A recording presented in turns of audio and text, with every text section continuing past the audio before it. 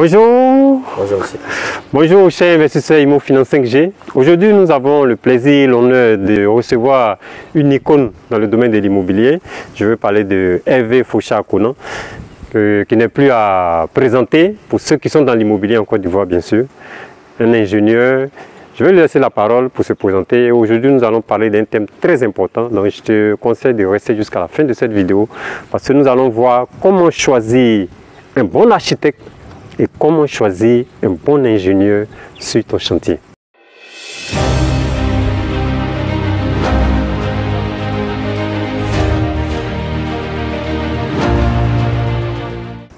Hervé Konan, tu as la parole pour te présenter avant de revenir sur le thème que tu vas nous développer. Merci monsieur Kessé. Je suis effectivement monsieur Konan Faucha Hervé. Je suis ingénieur bâtiment. J'ai à mon actif 17 ans d'expérience dans le domaine de la construction en Côte d'Ivoire. Ingénieur, donc aujourd'hui le thème te concerne. Bien sûr. Personnellement, comment choisir un bon ingénieur et comment choisir un bon architecte?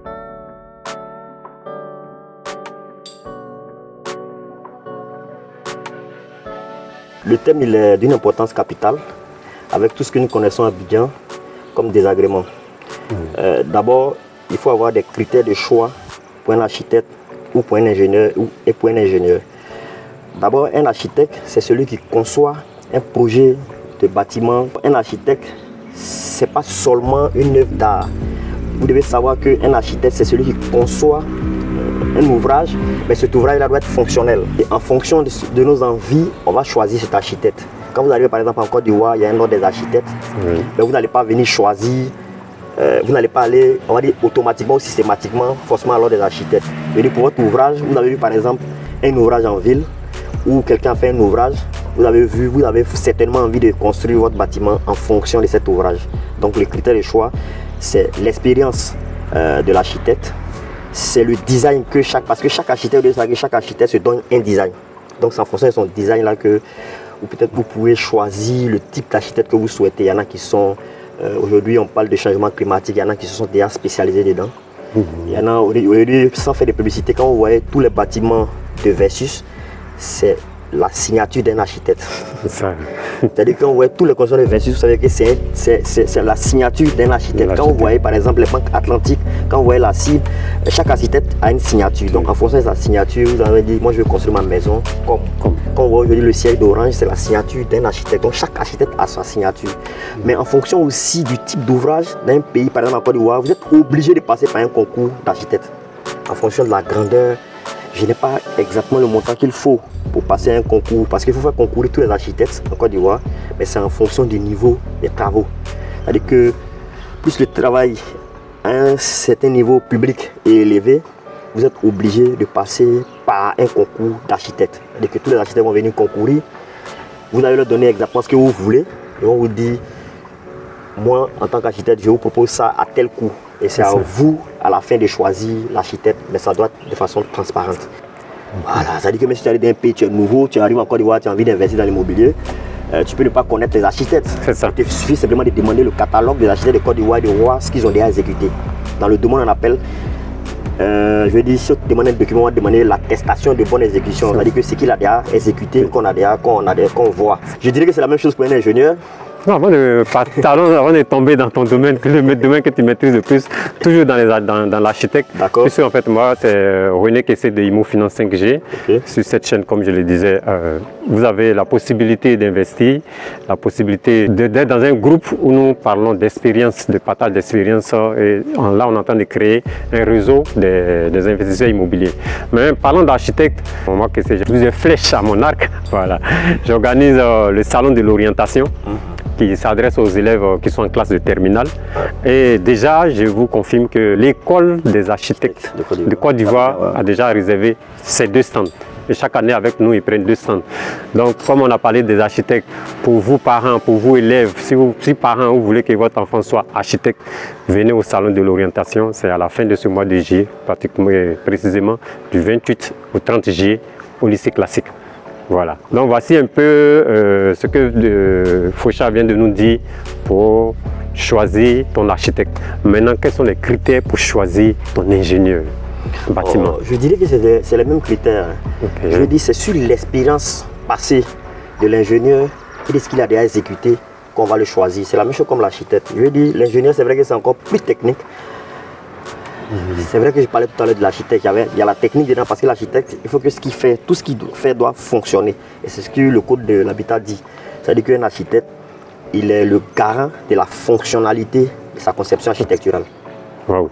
Oui, il est le garant de la fonctionnalité architecturale. C'est un architecte. C'est-à-dire que tu ne peux pas concevoir un bâtiment, on va le réaliser et puis on n'arrive pas à utiliser le bien. C'est de la responsabilité de l'architecte. C'est ce que le dernier code de l'habitat de 2019 dit. Ouais, la loi 576, 2019-576, du 26 juin 2019. Sur l'habitat, c'est exactement ce qu'il dit. La fonctionnalité est du ressort de l'architecte. Parce que, je vais dire, c'est vrai que les ingénieurs sont basés sur des calculs qui ne sont pas visibles comme pour l'architecte, mais en même temps, c'est l'expérience, c'est son expérience passée qui nous permet de choisir un bon ingénieur. On doit savoir que la construction d'un bâtiment requiert des calculs à la base pour éviter tous les effondrements qu'on a à Abidjan. Premier point. C'est vrai qu'on me dira, mais écoute, on suit les ingénieurs, on a des ingénieurs, mais les bâtiments s'effondrent. Les chiffres qu'on a, vous remarquerez que la plupart des effondrements à Abidjan n'ont pas été suivis.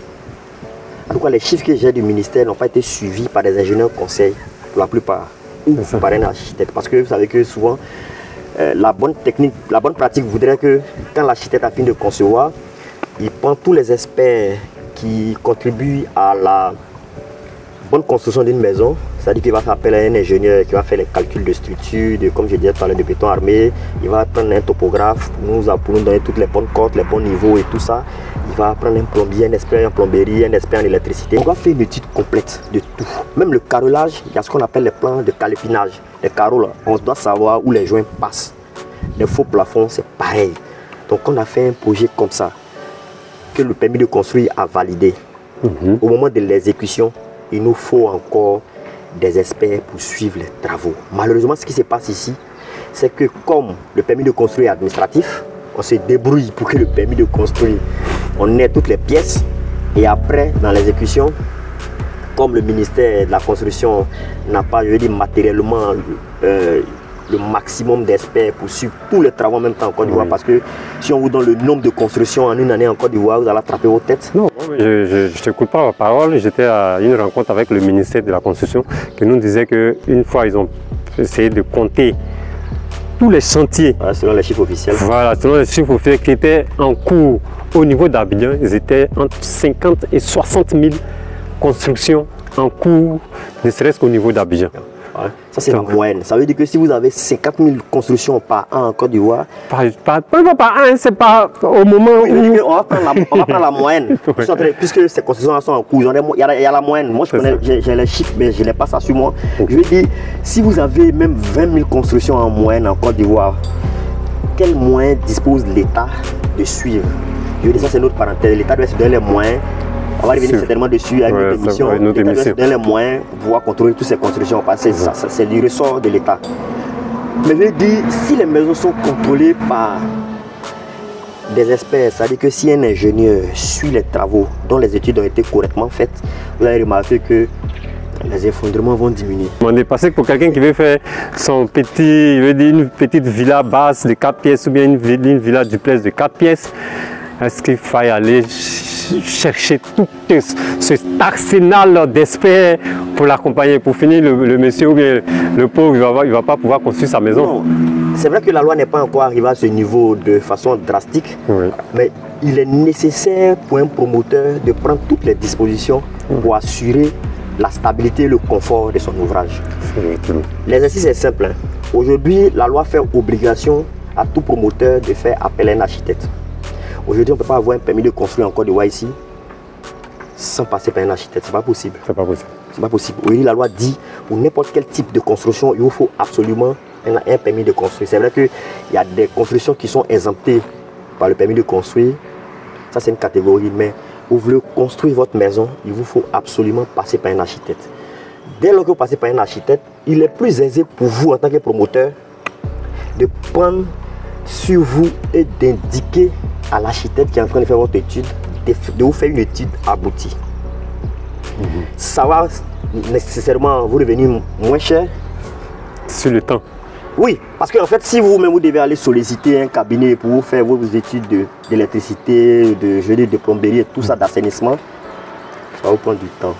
Un architecte va rester votre maestro. Oui. Il va consulter tous les corps de métier autour de votre villa de 4 pièces ou de 5 pièces. Ils vont vous fournir tout ce qu'il faut pour que votre étude soit aboutie. Pour terminer cette émission, dans les conseils et les astuces, la première chose, c'est que pour prendre un architecte en Côte d'Ivoire, dans tous les cas, aucun promoteur n'a le choix. Vous êtes obligé, pour construire votre maison, de solliciter un architecte. Ça, c'est. Ouais. Je dis, par le passé, on laissait, mais on a vu où ça allait dans tous les sens. Il y a des dessinateurs qui sont devenus architectes, tout le monde est devenu architecte. Et la concurrence qui donne le meilleur prix. Ça. Donc, allez chez les architectes, faites vos plans. Les architectes qui font, il y a des plans qui font à 300 000. Je ne sais pas c'est quel niveau. Mais c'est que ils ont un montant forfaitaire qui fait 300 000 pour la conception. Je ne sais pas si c'est 3 pièces ou 2 pièces, mais ils font ça. C'est ce que leur architecte a décidé que ce soit comme ça. Sauf si ça bougeait. Mais je crois que ça existe encore. Oui, un petit plan, juste le plan. Un petit montant, voilà. Donc, juste le plan. Ça existe que vous continuez à aller chez les architectes. Allez chez les architectes, c'est pareil pour les ingénieurs. Vous avez votre conception de 3 pièces, 4 pièces, 5 pièces. Allez chez un ingénieur conseil. Il y a ce qu'on appelle la Chambre des ingénieurs conseil de Côte d'Ivoire, la CHANI. Elle existe depuis 2008. C'est vrai qu'elle n'est pas suffisamment connue. On n'en fait pas suffisamment la publicité. On va vous inviter au salon de l'orientation. Voilà. Sinon, il y a la Chambre des ingénieurs conseil en Côte d'Ivoire. Vous avez la preuve, c'est qu'aujourd'hui, un certain niveau de construction, la loi oblige de solliciter un ingénieur conseil pour suivre vos travaux. Si vous voulez construire R+2, R+3, si le ministère de la Construction, dans, on va dire, son investigation quotidienne, si elle a eu la chance ou le malheur, elle arrive sur votre chantier, elle va demander quel est le bureau de contrôle qui suit vos travaux. S'il n'en avait pas, ils vont arrêter les travaux, ne soyez pas étonnés. La loi fait obligation que vous ayez des ingénieurs conseils pour suivre vos travaux. Donc c'est important de solliciter les ingénieurs. Il y en a des consultants, il y en a qui sont en bureau d'études. Donc vous pouvez les solliciter, la liste est là, elle est disponible. Oui, elle est disponible, elle est jointe même au permis de construire. Oui, moi j'ai beaucoup de permis de construire. Donc, au moment où on te livre de permis de construire, on te fait un courrier, je joins à ce courrier à la liste des bureaux d'études agréés. Et des ingénieurs. Et des ingénieurs agréés. Donc il est important pour chaque usager de prendre les mesures pour aller vers ces structures qui existent, pour nous permettre d'éviter les effondrements, les morts de personnes. Ok, merci M. Foucha Konan Hervé. Pour ceux qui ne le connaissent pas, vous pouvez aller visiter sa page qui est sur Facebook. C'est vraiment un monument dans le domaine de la construction. Donc aujourd'hui, il nous a fait l'honneur de nous visiter pour nous parler des ingénieurs et des architectes. Comment choisir son ingénieur, comment choisir un bon architecte, comment choisir un bon ingénieur. Donc, chers investisseurs IMO Finance 5G, merci de nous avoir suivis et n'oubliez pas de vous abonner à notre chaîne. Rendez-vous à notre prochaine vidéo pour réussir votre investissement immobilier. Moi, c'est René Kessé de IMO Finance 5G. Sur cette chaîne, tu trouveras des stratégies pour bâtir ton business immobilier si tu n'en as pas encore ou pour augmenter les revenus de tes business immobiliers existants. Car ici, nous parlons d'investissement immobilier, nous parlons de plans architecturaux et de bonnes pratiques dans le domaine de la construction. Aujourd'hui, on est avec Foucha qui vous a donné quelques astuces. Nous parlons du réseautage des hommes et des femmes d'affaires. Merci et rendez-vous à notre prochaine vidéo. IMO Finance 5G pour réussir votre investissement immobilier.